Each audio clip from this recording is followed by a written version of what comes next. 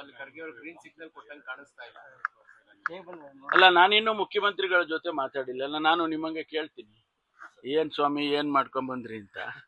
ಅದನ್ನ ಕೇಳಿ ತಿಳ್ಕೊಂಡು ಆಮೇಲೆ ನಿಮ್ಗೆ ಹೇಳ್ತೀನಿ. ಸಿಗದೇ ಇರೋದು ನೋಡಿದ್ರೆ ಬೇರೆ ಏನಾದ್ರು ಚರ್ಚೆ ಮಾಡೋ ಪ್ರಯತ್ನದಲ್ಲಿ ಇದೆಯಾ ಸರ್ ಹೈಕಮಾಂಡ್? ಅಲ್ಲ, ನಾನು ಮುಖ್ಯಮಂತ್ರಿಗಳ ಜೊತೆ ಮಾತಾಡಿದ್ಮೇಲೆ ವಿಷಯ ಗೊತ್ತಾಗುತ್ತೆ ಅಲ್ವಾ. ಮಾತಾಡ್ದೇನೆ ನಾನು ಹೇಳ್ಬಿಟ್ರೆ ಸರಿ ಇರಲ್ಲ. ಅದಕ್ಕೆ ನಾನು ಮಾತಾಡ್ತೀನಿ. ಯಾರು? ಅಲ್ಲ, ಗೊತ್ತಿಲ್ಲ. ನಿಮ್ಗೆ ಹೇಳಿದ್ರ?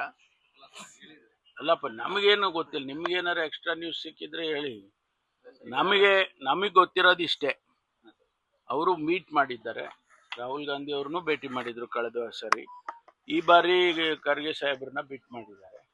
ಅವ್ರ ಇಬ್ಬರ ಮಧ್ಯೆ ಏನ್ ಚರ್ಚೆ ಆಗಿದೆ ಅದನ್ನ ತಿಳ್ಕೊಬೇಕಲ್ಲ. ಅದು ಪೂರ್ತಿನೂ ನಮ್ಗೇನು ಹೇಳಲ್ಲ ಅವರು ಅಲ್ವಾ. ಅದರಿಂದ ತಿಳ್ಕೊಂಡು ಆಮೇಲೆ ನಿಮ್ಮ ಹತ್ರ ಶೇರ್ ಮಾಡೋಣ. ಪುನರಚನೆ ಚರ್ಚೆ ಆಗ್ತಾ ಇಲ್ಲ, ಗ್ರೀನ್ ಸಿಗ್ನಲ್ ಸಿಗ್ತಾ ಇಲ್ಲ ಅಂದ್ರೆ ನಾಯಕತ್ವದ ಬದಲಾವಣೆಗೆ ಏನಾದ್ರು ಹೈಕಮಾಂಡ್ ಮುಂದಾಗ್ತಾ ಇದೆಯಾ ಅಂತ? ಯಾವುದನ್ನು ನಾವು ಹೇಳಕ್ಕೆ ಆಗೋದಿಲ್ಲಲ್ಲ.